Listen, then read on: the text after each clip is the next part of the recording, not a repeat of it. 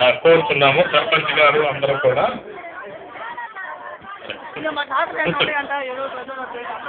అందరూ కూర్చోవలసిందిగా కోరుతున్నాము. మేము ఈ అభిప్రాయాన్ని ఈ ప్రజాభిప్రాయ శాఖలో తెలియజేయవలసిందిగా కోరుతున్నాను. నా పేరు ఎంఎల్ ప్రసాద్. ఈ పొల్యూషన్ కంట్రోల్ బోర్డు ఆంధ్రప్రదేశ్ కాలుష్యం ఎదుర్కొంటున్నది. మెక్వెల్ పవర్ ప్రైవేట్ లిమిటెడ్ వారు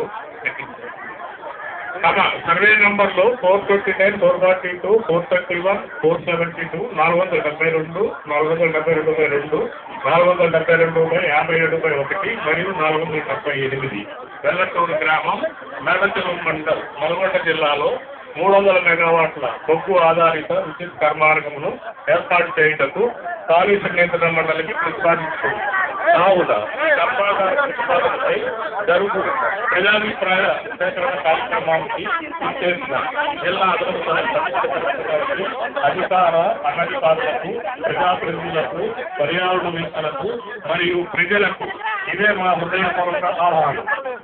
మెక్వెల్ పవర్ ప్రైవేట్ లిమిటెడ్, వెల్లటూరు గ్రామం, మేడచెరువు మండల్, నల్గొండ జిల్లాలో తమ ఉత్పత్తిని ప్రారంభించటకు ప్రతిపాదించిన కర్మాగారానికి సంబంధించి అన్ని కార్యక్రమాలతో ప్రతిపాదిత పరిశ్రమకు భారత ప్రభుత్వం పర్యావరణ మరియు అటవీ సంరక్షణ శాఖ వారి ప్రకటన SO 1533 తేదీ 14/9/2006 అనుసరించి పర్యావరణాన్ని పొందుతాను ప్రజాభిప్రాయ సేకరణ తప్పనిసరి.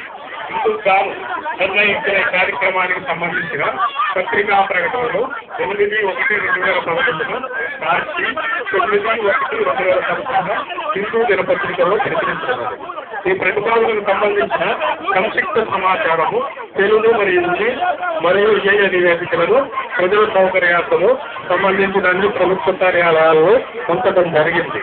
ఈ కార్యక్రమంలో భాగంగా ముందుగా జిల్లా అదనపు సంయుక్త కలెక్టర్ గారు మాట్లాడి కార్యక్రమాన్ని ప్రారంభించారు. ఆ తర్వాత ప్రాజెక్ట్ అధికారులు తమ ప్రతిపాదన గురించి, వారి పర్యావరణ సలహాదారు పర్యావరణ ప్రభావాల గురించి, తీసుకోబోయే నియంత్రణ చర్యల గురించి విశదీకరిస్తారు.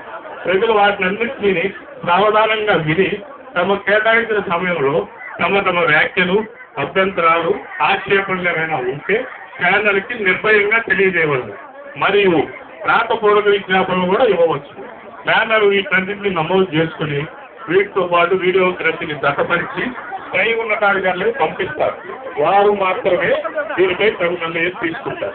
ఈ మొత్తం కార్యక్రమాన్ని అత్యంత పారదర్శకంగా జరుపుతాము కాబట్టి ప్రజలకు ఎలాంటి అపోహలు, అనుమానాలు అవసరం లేదు. ఇప్పుడు సభాధ్యక్షులు వారు మాట్లాడతారు.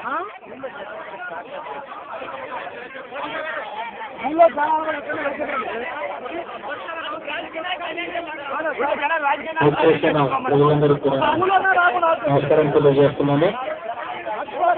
ప్రజలందరూ కూడా వచ్చి కూర్చుంటే బాగుంటుంది.